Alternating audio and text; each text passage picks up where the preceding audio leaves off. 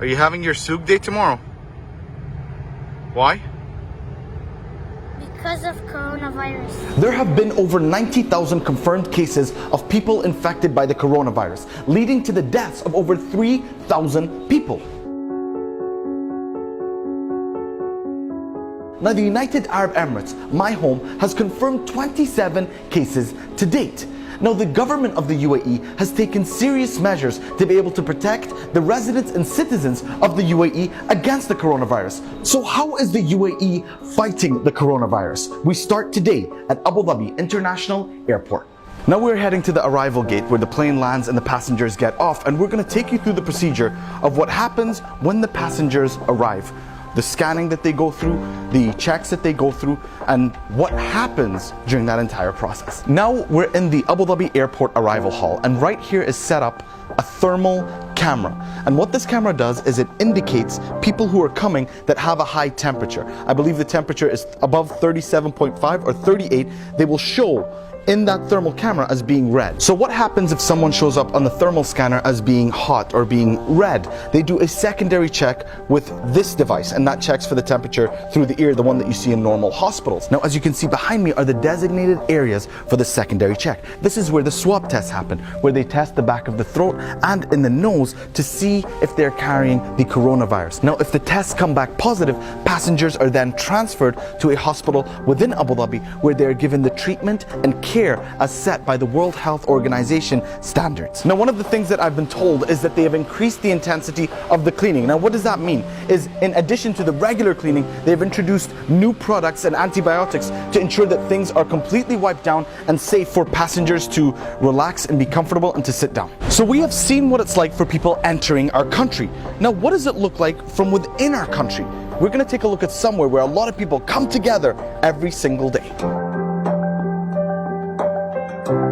So if I think of a place in the United Arab Emirates where the most people come together on a daily basis, that is the Dubai Metro, that carries on average in a single day 650,000 passengers. So let's see what they're doing to ensure that the passengers are transported in a safe environment. Now, what's interesting that I've been told is most of the work in these situations happens behind the scenes. So it may not be obvious to passengers, but a lot of things are happening when it comes to staff training, when it comes to intensifying the cleaning process that all the staff take once they clean the trains, making sure all the ticketing areas and all the places that the public go through are constantly cleaned. So this is the train at the end of the track, and what you've seen is the two gentlemen at the end of every journey before the train gets these passengers again is it gets cleaned down. All the areas that people would be touching get wiped down before they're sent back on the track to pick up passengers again. And this is important because this is in addition to the deep cleaning that happens to the train once it's not in service, and that is when a bigger team of cleaners come and cleans the whole train from inside and outside to ensure everything is clean and ready to be sent on the tracks tomorrow. So we have seen what's being done at the airports. We have taken a ride on the metro to see the precautions that are being taken there. But what is happening at our medical facilities? Let's find out. Now, the health institutions in the UAE are responding under directives set by the World Health Organization, ensuring the people here that they are ready and prepared to deal with the coronavirus. But what does that preparation look like? Today, we visit the Cleveland Clinic, Abu Dhabi.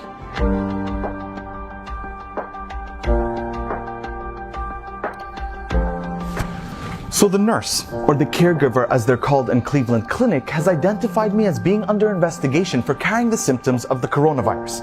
And if I actually had these symptoms right now, this mask would stay on my face until I reached one of their treatment rooms.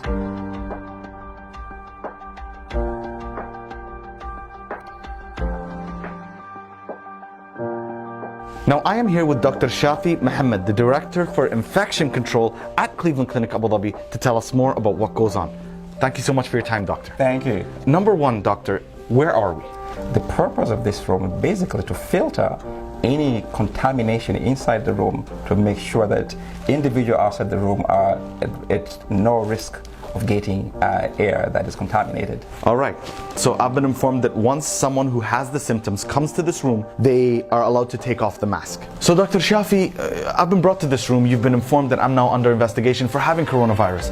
What do you do? So now you are under personal investigation. So we're going to do some medical examination which involves taking some sample Okay. from either your nasal, pharyngeal, and send them to the laboratory and do some other tests on you.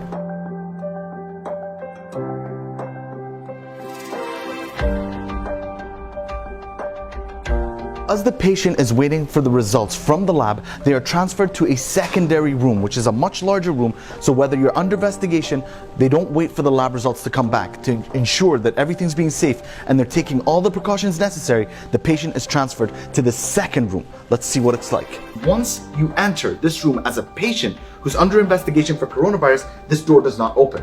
Second, anyone who enters has to be wearing all this gear. So the N95 respirator, gloves, gown, and eye protection. And anyone who enters or leaves this room enters through here.